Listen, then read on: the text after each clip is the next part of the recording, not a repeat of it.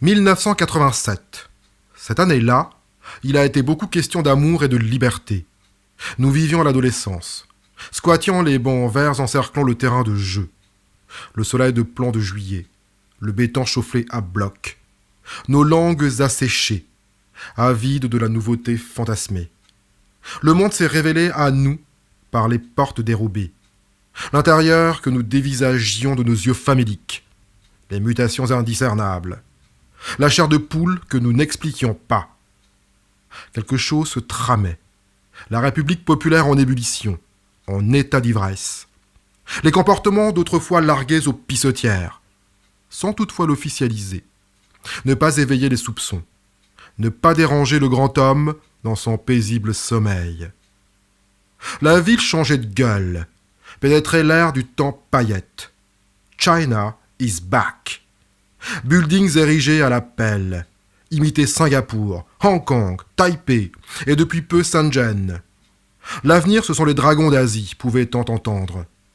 Apparition des premiers centres commerciaux, World Trade Centers. Premier fast-food, les logos du grand rêve scintillant la nuit rue Wangfujing. Spots éclairant les produits de luxe derrière les vitres. Pierre Cardin, Shiseido, Lancôme. Toutes ces choses inaccessibles. Cette année-là, les petits-enfants de Deng Xiaoping flirtaient sur les bancs publics du parc Ritan, s'embrassaient timidement derrière les buissons. Nous n'en croyons pas nos yeux. Ces Chinois d'ordinaire si pudiques. Parce que l'amour libre était un concept de la contre-révolution, tout comme l'opium l'avait été à une autre époque. Mais tout ça, c'était de l'histoire ancienne.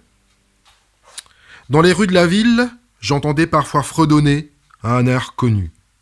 Rien à voir avec les chansonnettes à la gloire du grand bonhomme, du parti et de l'armée rouge.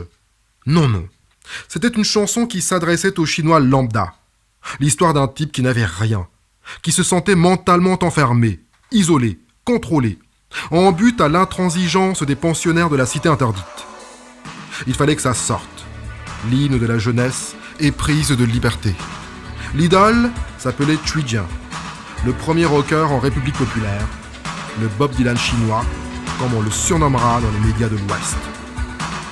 Cette année-là, j'avais le sentiment que rien ne pouvait nous arriver.